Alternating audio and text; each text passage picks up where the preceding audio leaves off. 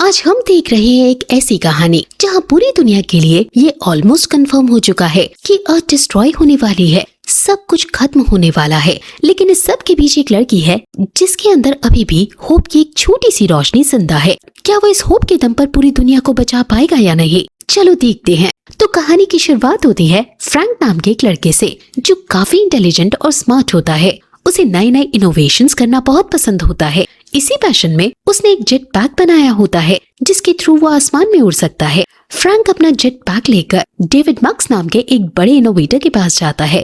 वो अपना इन्वेंशन उसे दिखाता है, लेकिन डेविड कहता है कि जेट पैक का आइडिया तो ठीक है पर ये प्रॉपर्ली काम नहीं करता, इसलिए इसका कोई यूज नहीं है। यानी फ्रैंक का इन्वेंशन रिजेक्ट हो जाता है। इस बात से फ्रैंक काफी सैड हो गया था। तभी हम देखते हैं एथना नाम की एक लड़की जो फ्रैंक की ही एज की होती है। वो फ्रैंक के काम से काफी ज्यादा इम्प्रेस होती है और उसके पास आती है। एथना फ्रैंक को एक बैज देती है और कहती है कि वो उसके साथ चले। वो उसे एक ऐसी जगह ले जाएगी जहाँ उसका जेट पैक परफेक्टली काम कर सकता है। फ्रैंक कंफ्यूज हो जाता है। तब एथना उसे बताती है कि वो फ्यूचर से आई है, वहाँ टेक्नोलॉजी बहुत एडवांस्ड है और उसकी मदद से फ्रैंक का जेट पैक आसानी से फिक्स हो सकता है। ये सुनकर फ्रैंक काफी ज्यादा एक्साइटेड हो जाता है। एथना फिर फ्रैंक को एक टनल में ले जाती है जहाँ एक लेजर लाइट उस बैज को स्कैन करती है। स्कैन होने के बाद एक गेट ओपन होता है और उसके सामने एक बिल्कुल अलग टाइप का रूम होता है जो किसी टाइम पोर्टल जैसा लग रहा होता है। दोनों अंदर जाते हैं और पता चलता है कि वो एक स्पेशल लिफ्ट है। यहाँ फ्रैंक का दोबारा स्कैन होता है और दो रोबोट्स आते हैं जो हैंड स्कैनर से फ्रैंक को चेक करते हैं और उसके जेट पैक को भी एनालाइज करते हैं। फिर वो रोबोट्स मिलकर उस जेट पैक को कम्प्लीटली फिक्स कर देते हैं। ये देखकर फ्रैंक बहुत खुश हो जाता है। तभी अचानक वहाँ दो लोग आ जाते हैं। उन्हें देखकर फ्रैंक डर जाता है और पीछे हटते हटते गिरने लगता है। जैसे ही वो गिर रहा होता है उसे रियलाइज होता है कि उसके पास उसका जेट पैक है। वो तुरंत उसे एक्टिवेट करता है और जेट पैक के एक्टिवेट होते ही वो हवा में लेविटेट करने लगता है। इस तरह उसकी जान बच जाती है। इसके बाद फ्रैंक वापस एथना के पास जाता है जहाँ एथना उसे बताती है कि ये जगह टुमारोलैंड है। यहाँ सिर्फ वही लोग आ सकते हैं जो इंटेलिजेंट हैं और जो फ्यूचर को बेटर बना सकते हैं, बिल्कुल फ्रैंक की तरह। इसके बाद फ्रैंक बार बार टुमारोलैंड आने लगता है और धीरे धीरे वहीं रहने लगता है। वहाँ वो कई सारे एक्सपेरिमेंट्स और इनोवेशंस करता है और वक्त के साथ वही बूढ़ा हो जाता है। ये कहानी अब तक चल रही थी साल 1964 में। अब स्टोरी शिफ्ट होती है प्रेजेंट टाइमलाइन में जहाँ टाइम है ईयर 2015 का। यहाँ हम देखते हैं कैसी नाम की एक लड़की को जो स्टोरी की मेन कैरेक्टर है। उसके फादर नासा में इंजीनियर होते हैं और एक बहुत बड़े प्रोजेक्ट पर काम कर रहे होते हैं। जैसे ही वो प्रोजेक्ट खत्म होगा उनकी जॉब खत्म हो जाएगी। इसी वजह से कैसे अक्सर नासा के मिशंस में प्रॉब्लम्स क्रिएट करती रहती है ताकि उसके फादर की जॉब ना जाए। एक बार जब वो लॉन्च प्रोग्राम के लिए इश्यूज क्रिएट कर रही होती है तब नासा के लोग उसे पकड़ लेते हैं और जेल में डाल देते हैं। नेक्स्ट डे उसे रिलीज कर दिया जाता है। वहीं उसे एक बैज मिलता है, बिल्कुल वैसा ही बैज जो 1964 में फ्रैंक को एथना ने दिया था। जैसे ही कैसे उस बैज को टच करती है वो इंस्टेंटली टुमारोलैंड पहुंच जाती है। ये सब फील करके वो कम्प्लीटली शॉक्ड हो जाती है क्योंकि उसने ऐसा कुछ कभी देखा ही नहीं था। उसे लगता है जैसे वो किसी साइ-फाई मूवी के अंदर आ गई हो। हर तरफ एडवांस बिल्डिंग्स, ऊंची स्ट्रक्चर्स, रोबोट्स, ये सब देखकर वो हैरान रह जाती है। वो आगे बढ़ती है और तब उसे रियलाइज होता है कि कोई उसे नहीं देख सकता,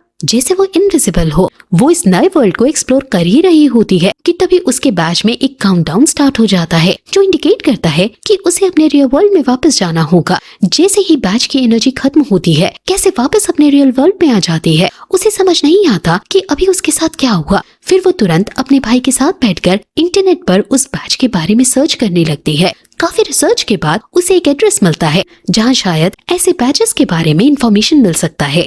वो तुरंत उस एड्रेस पर पहुंच जाती है। वहाँ के शॉप ओनर्स को इस बैज के बारे में काफी नॉलेज होती है और वो क्यूरियस हो जाते हैं कि कैसे के पास ये बैज कैसे आया। वो उससे पूछते हैं लेकिन कैसे के पास कोई क्लियर आंसर नहीं होता। उसे लगता है कि कैसे को छुपा रही है और गुस्से में वो उस पर अटैक कर देते हैं। वो एक टॉय गन का यूज करते हैं। पहले कैसे को लगता है कि ये मजाक है, लेकिन जब वो देखती है कि उस गन से एक्चुअल डैमेज हो रहा है तो वो डर कर भागने लगती है। तभी वहाँ एथना की एंट्री होती है जो एक मेटल बॉल के थ्रू वहाँ आती है। एथना तुरंत कैसे को बचाने के लिए शॉप ओनर से फाइट करने लगती है। फाइट के दौरान पता चलता है कि वो शॉप ओनर्स इंसान नहीं बल्कि रोबोट्स थे। एथना कैसे को वहाँ से बाहर ले जाती है और जैसे ही वो बाहर निकलते हैं शॉप के अंदर एक बड़ा ब्लास्ट हो जाता है। उसके बाद एथना एक कार चलाकर कैसे को वहाँ से दूर ले जाती है। यहाँ एक अजीब बात नोटिस होती है। एथना अभी भी बिल्कुल उतनी ही एज की लग रही है जितनी वो 1964 में थी। तब वो रिवील करती है कि वो एक रोबोट है। एथना कैसे को बताती है कि जो बैज उसे मिला था वो उसने ही वहाँ रखा था।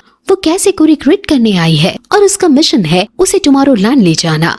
वो बताती है कि टुमारोलैंड एक ऐसी जगह है जहाँ सिर्फ टैलेंटेड और इंटेलिजेंट लोग जा सकते हैं ताकि वो नए इनोवेशंस और इन्वेंशंस क्रिएट कर सकें। कैसे को सब कुछ फुली समझ नहीं आता, लेकिन वो काफी एक्साइटेड और थ्रिल्ड होती है। इसके बाद एथना उसे फ्रैंक के घर के पास छोड़ देती है क्योंकि फ्रैंक ही उसे टुमारोलैंड के बारे में प्रॉपर्ली समझा सकता है। जब कैसे फ्रैंक से टुमारोलैंड का जिक्र करती है तो फ्रैंक गुस्से में आ जाता है। वो उसे तुरंत वहाँ से जाने को कहता है और अपने घर का गेट भी नहीं खोलता। कैसे काफी फ्रस्ट्रेटेड हो जाती है। तब उसकी नजर वहाँ खड़ी एक कार पर पड़ती है और वो उसे जला देती है। मजबूरन फ्रैंक को बाहर आना पड़ता है। मौका देखकर कैसे घर के अंदर घुस जाती है और सीधा फ्रैंक के कंट्रोल रूम तक पहुंचती है। वहाँ बहुत सारे मॉनिटर्स लगे होते हैं जिन पर अर्थ पर होने वाली डिजास्टर्स की विजुअल्स चल रही होती हैं। ये सब देखकर लगता है कि ये फ्यूचर के इवेंट्स हैं जो फ्रैंक ऑलरेडी देख रहा है। यहीं पर कैसे एक काउंटडाउन भी नोटिस करती है 59 डेज का। तब फ्रैंक बताता है कि ये काउंटडाउन है अर्थ के खत्म होने का। जैसे ही 59 डेज कंप्लीट होंगे अर्थ कंप्लीटली डिस्ट्रॉय हो जाएगी। फ्रैंक बताता है जो हाईली एडवांस कंप्यूटर्स यूज हो रहे हैं वो उसने खुद टुमारोलैंड में जाकर बनाए थे, लेकिन इन्हीं इन्वेंशंस की वजह से उसे टुमारोलैंड से निकाल दिया गया। अब वो इन कंप्यूटर्स को अर्थ पर यूज नहीं कर रहा है। इनकी हेल्प से वो टुमारोलैंड की फ्रीक्वेंसी को अर्थ पर एक्सेस करके फ्यूचर देख पा रहा है। ये सब सुनकर कैसे काफी शॉक्ड और डिस्टर्ब्ड हो जाती है। उसे यकीन ही नहीं होता कि अर्थ इतनी जल्दी खत्म हो सकता है, लेकिन फ्रैंक को पूरा भरोसा होता है कि ये सब होने वाला है। तब कैसे अपने डिटर्मिनेशन के साथ फ्रैंक को समझाने लगती है। जैसे ही वो अपनी होप और बिलीफ एक्सप्रेस करती है, फ्रैंक नोटिस करता है कि अर्थ के डिस्ट्रक्शन की प्रोबेबिलिटी जो पहले 100% थी वो अब 99% हो गई है। यानी कैसे की स्ट्रॉन्ग विल की वजह से अब भी चांसेस हैं कि अर्थ बच सकती है। ये देखकर फ्रैंक डिसाइड करता है कि वो कैसे की हेल्प करेगा, लेकिन तभी कुछ रोबोट्स वहाँ आ जाते हैं और उन पर अटैक कर देते हैं। सिचुएशन एकदम कायोटिक हो जाती है। बचने के लिए फ्रैंक और कैसे एक बाथटब में बैठ जाते हैं जो सडनली एक मिसाइल की तरह शूट होकर बहुत दूर जाकर गिरता है। उनके निकलते ही फ्रैंक का पूरा घर ब्लास्ट हो जाता है। ये सब फ्रैंक ने पहले से ही प्लान किया होता है क्योंकि उसे अंदाजा था कि ऐसा कुछ हो सकता है।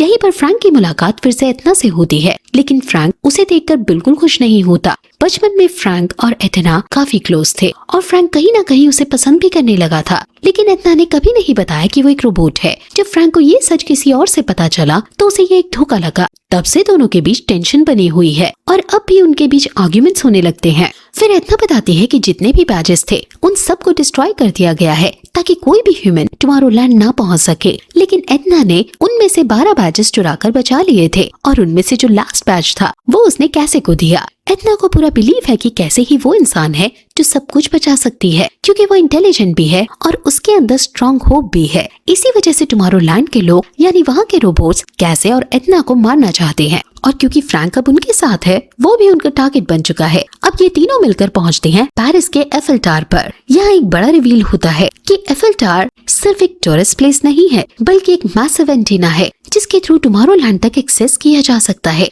तीनों साइंटिस्ट ऊपर वाले फ्लोर पर पहुंचते हैं जहां पर काफी सारे साइंटिस्ट डमीज लगे होते हैं। इन साइंटिस्ट ने मिलकर एक फ्यूचर सोसाइटी बनाई थी ताकि साइंटिस्ट बिना किसी रोक टोक के अपने इन्वेंशंस पर काम कर सके।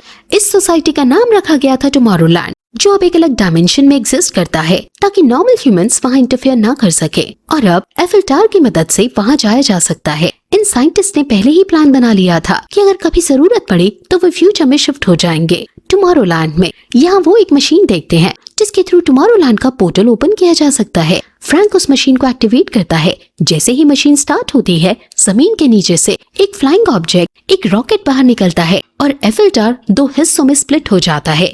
अब ये तीनों उस रॉकेट में बैठकर टुमारोलैंड पहुंच जाते हैं। जैसे ही पोर्टल ओपन होता है उनकी मुलाकात होती है टुमारोलैंड के गवर्नर डेविड से। ये वही डेविड है जिसने बचपन में फ्रैंक का जेट पैक रिजेक्ट कर दिया था। डेविड उन तीनों को वापस देखकर बिल्कुल भी खुश नहीं होता। वो चाहता है कि टुमारोलैंड सिर्फ परफेक्ट रहे और कोई भी ह्यूमन वहाँ इंटरफेयर ना कर सके। तब फ्रैंक उसे समझाने की कोशिश करता है कि कैसे के डिटर्मिनेशन की वजह से अब भी चांसेस है कि अर्थ का डिस्ट्रक्शन रोका जा सकता है। अगर लोग इस बात को समझ लें और मिलकर काम करें तो दुनिया बच सकती है। लेकिन डेविड को इस बात पर बिल्कुल भरोसा नहीं होता। कैसे भी कंफ्यूज होती है कि फ्रैंक क्या कह रहा है। तब फ्रैंक उसे कहता है कि उसे कुछ करने की जरूरत नहीं है, बस अपना बिलीफ और डिटर्मिनेशन बनाए रखना है। फिर वो सब एक और मशीन के पास जाते हैं जहाँ से पास्ट, प्रेजेंट और फ्यूचर एक साथ देखा जा सकता है। यहाँ डेविड उन्हें दिखाता है कि कैसे अर्थ का डिस्ट्रक्शन होने वाला है, हर तरफ तबाही ही तबाही। वो कहता है कि एक छोटी सी लड़की के बिलीफ से ये सब कैसे बदल सकता है, लेकिन जैसे ही कैसे अपना स्ट्रॉन्ग बिलीफ दिखाती है कि अगर सब लोग मिलकर कोशिश करें तो दुनिया बच सकती है। उस मोमेंट पर जो डिस्ट्रक्शन के विजुअल्स चल रहे होते हैं वो धीरे धीरे एक खूबसूरत पीसफुल फ्यूचर में बदलने लगते हैं, जहाँ सच में डिस्ट्रक्शन रुक सकता है और शायद रुक जाएगा। ये सब डेविड भी नोटिस कर लेता है, लेकिन वो ऐसा प्रिटेंड करता है जैसे उसने कुछ देखा ही ना हो, क्योंकि कहीं ना कहीं वो खुद चाहता है कि अर्थ डिस्ट्रॉय हो जाए ताकि सिर्फ वही बचे और पूरी दुनिया पर राज कर सके। इसके बाद वो बिना डिले किए तीनों को पकड़कर जेल में डाल देता है। जेल के अंदर कैसे कोई एक इम्पोर्टेंट बात रियलाइज होती है।